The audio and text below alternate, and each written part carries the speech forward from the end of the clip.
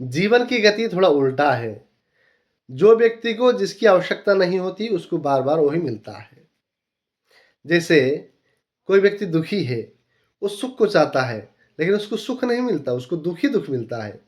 कोई व्यक्ति सुखी है, उसको ज़्यादा सुख की आवश्यकता नहीं, लेकिन परिवार से, अपने बच्चों से, अपने आस-पड़ोस के लोगों से उसको खुशियाँ ही खुशियाँ दिया जाता है। कोई व्यक्ति अमीर होता है, तो उसके घर में रिश्तेदार भी उसी टाइप के बनते हैं। घर में किसी का विवाह होना होता है, तो रिश्तेदार उसी प्रकार के योग्य व्यक्ति को वहाँ ला करके उनके समक्ष प्रस्तुत करते हैं।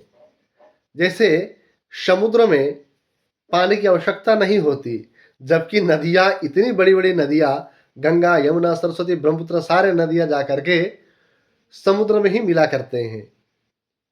पहाड़ी तलहटी पर जहाँ की ठंडी हवा की आवश्यकता नहीं होती, वहाँ बर्फीले चीज़ें होने की वजह से वहाँ अपने आप प्राकृतिक रूप से ठंडा होता है और वहीं पर ठंडी हवा भी चलती है, क्योंकि वहाँ पर ठंडा पहले से मौजूद था।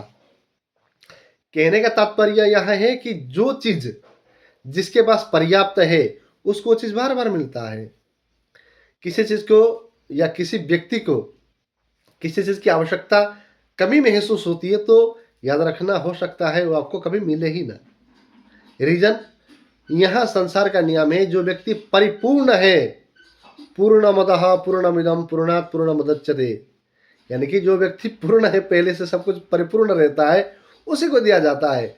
ध्रुव ने भगवान के सामने यही कहा था कि मुझे कुछ नहीं चाहिए, मुझे सब कुछ मिल गया है। फिर भी भगवान विष्णु ने उनको वरदान दे करके वैकुंठ गए कि तुमको जो है बहुत समय तक राज्य का भोग करना है, संसार में रह करके नाना चीज़ों का भोग करना है, जबकि उनको इन चीज़ों की आवश्यकता ही नहीं थी। तो इसके पीछे महाभारत में एक श्लोक है, बहुत अच्छा श्लोक है। आजकल लॉ ऑफ अट्रैक्शन के ऊपर बहुत ज़्यादा लोग बातें करते हैं, हमारे शास्त्रों में भी इसके बारे में विस्तृत जानकारी है। यम यम चिंते यते कामम तम तम प्राप्नोति निश्चितम, यानी कि जो व्यक्ति अपने मन में जिस वस्तु की, जिस चीज़ की कामना जब ध्यान करता है, उसको वह चीज़ मिलना सुनिश्चित हो जाता है। इसी को कहते हैं लॉ ऑफ अट्रैक्शन, यानी कि मन के द्वारा किसी चीज़ के प्रति सहज भाव से स्वीकार कर लेने से आपको वो चीज़ मिलना सुनिश्चित हो जाता है, और यही सत्य है।